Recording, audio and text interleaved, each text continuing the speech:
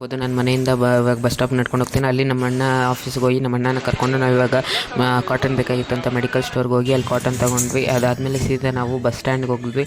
Bus ಸ್ಟ್ಯಾಂಡಲ್ಲಿ ಒಬ್ಬ uncle ಭಾವ ಬಂದಿರೋ ಸಾಂಗ್ ಸೂಟ್ ಆಗೋ ಥರ ನಡ್ಕೊ ಬರ್ತಾಯಿದ್ರು.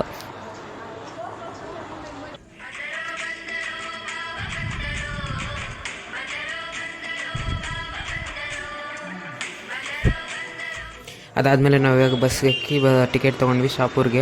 29 ರೂಪೀಸ್ ಆಯಿತು. ಆಮೇಲೆ ನಾನು ನಮ್ಮ ಅಣ್ಣ ಬಸ್ಸಲ್ಲಿ ಕೂತ್ಕೊಂಡು ಇವಾಗ ಹೋಗ್ತಾ ಇದ್ದೀವಿ.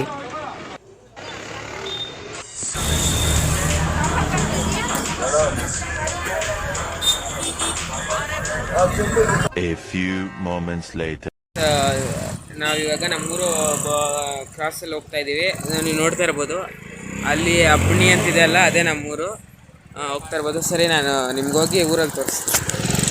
ಇವಾಗ ಬಂದೆ ನಾನು ನಮ್ಮ ಮನೆ ಅಂದರೆ ನಮ್ಮ ದೊಡ್ಡಮ್ಮವ್ರ ಮನೆ ಬಿಟ್ಟು ಇವಾಗ ನಮ್ಮ ಅತ್ತೆಯವ್ರ ಮನೆಗೆ ಹೋಗ್ತಾ ಇದ್ದೀವಿ. ಇದು ಯಾರೋ ಅಂತಂದರೆ ನಮ್ಮ ಅಣ್ಣ ಅವ್ರ ಆಫೀಸಲ್ಲಿ ಒಬ್ಬ ಅಕ್ಕ ಕೊಟ್ಟಿದ್ರು. ಈಗ ನಾನೇನು ಹೇಳ್ತೀನಿ ಅಂದರೆ ಇಲ್ಲಿ ನಮ್ಮ ಅಕ್ಕ ಅವ್ರ ಅಂದರೆ ನಮ್ಮ ಅತ್ತೆ ಮನೆ ಅಲ್ಲಿ ಹೋಗ್ಬಿಟ್ಟು ನಮ್ಮ ಅಕ್ಕಗೆ ನಾನು ತಂದಿದ್ದು ಅಂತ ಹೇಳ್ತೀನಿ. ನೋಡೋಣ ಮಾಮ, ಚೆನ್ನಾಗಿದ್ರೆ? ನಾನು ಇವಾಗ ಬಂದಿದ್ದು. ಇವರು ನಮ್ಮ ಅಕ್ಕ.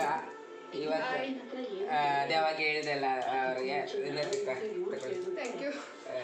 ಏನು ಸ್ಪೆಷಲ್ ಇಲ್ಲ, ಸುಮ್ಮನೆ ಬರ್ತಾ ಇದ್ದೀನಿ ಅಂತ ತಗೊಂಡಿದ್ದು. ನಾನೇ ತಗೊಂಡಿದ್ದು.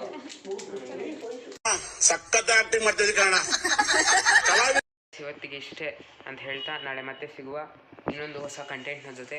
ಸೊ ಎಲ್ಲರೂ ನನಗೆ ಸಪೋರ್ಟ್ ಮಾಡಿ ಅಂತ ಹೇಳ್ತಾ ಲೈಕ್, ಶೇರ್, ಸಬ್ಸ್ಕ್ರೈಬ್ ಎಲ್ಲ ಮಾಡಿ, ಬೆಲ್ಲೈಕಾನ್ ಒತ್ಕೊಳ್ಳಿ. ಹೊಸ ನ್ಯೂ ಕಂಟೆಂಟ್ ವೀಡಿಯೋಸ್ ಎಲ್ಲ ನಿಮ್ಗೆ ಬರುತ್ತೆ ಅಂತ ಹೇಳ್ತಾ ನಾಳೆ ಮತ್ತೆ ಸಿಗುವ. ಅಲ್ಲಿವರೆಗೂ ಧನ್ಯವಾದ ಕರ್ನಾಟಕ.